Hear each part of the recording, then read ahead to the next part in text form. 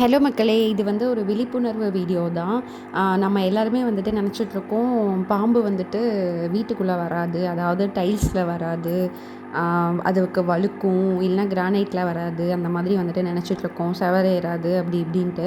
ஆனா வந்துட்டு அந்த மாதிரி வர பாம்புகளும் வந்துட்டு இருக்குது. நீங்க வீட்ல மீன் தொட்டி வச்சிருந்தீங்க அப்படின்னா, கண்டிப்பா ஜாக்கிரதையா இருங்க. அதில எங்கேயுமே வந்துட்டு ஓட்டை இருக்கா, இல்ல வந்துட்டு அந்த வயர் போற ஓட்டை இதெல்லாம் வந்துட்டு ஏதாவது வச்சு அடைச்சு வைங்க. உங்களுக்கு இதில தெரியும்னு நெனைக்கிறேன். ஒருத்தவங்க வீட்டுக்குள்ள வந்துட்டு பாம்பு வந்து மீன வந்துட்டு பிடிச்சு சாப்பிட்டுட்ருக்கு. ஸோ குழந்தைங்கலாம் இருந்தாங்க அப்படின்னா, தயவு செஞ்சு வீட்ல வந்துட்டு கேர்ஃபுல்லா வந்துட்டு இருங்க. இந்த மாரி மீன் தொட்டி இதெல்லாம் வச்சிருந்தீங்க அப்படின்னா. இந்த வயருக்கு பின்னாடி உள்ள ஒரு வயர் போற ஓட்டை இருக்கும்ல, அது வழியா வந்துட்டு அது போயி அ மீன வந்துட்டு பிடிச்சு சாப்பிட்டுட்ருக்கு. ஃபஸ்ட்டு அவங்களுக்குமே வந்துட்டு எது சாப்பிடுது அப்படின்னு சொல்லிட்டு நம்பிக்கையே இல்ல. அவங்களுக்கு இந்த மாதிரி பாம்பு வரும்ன்லாம் அவங்கலாம் நெனச்சே பார்க்கல. இத வந்துட்டு கேமரா செட் பண்ணி வச்சு பார்க்கும்போது தான் வந்துட்டு டெய்லி பாம்பு வந்து ஃபிஷ்ஷை வந்துட்டு சாப்பிட்டு போயிருக்குது.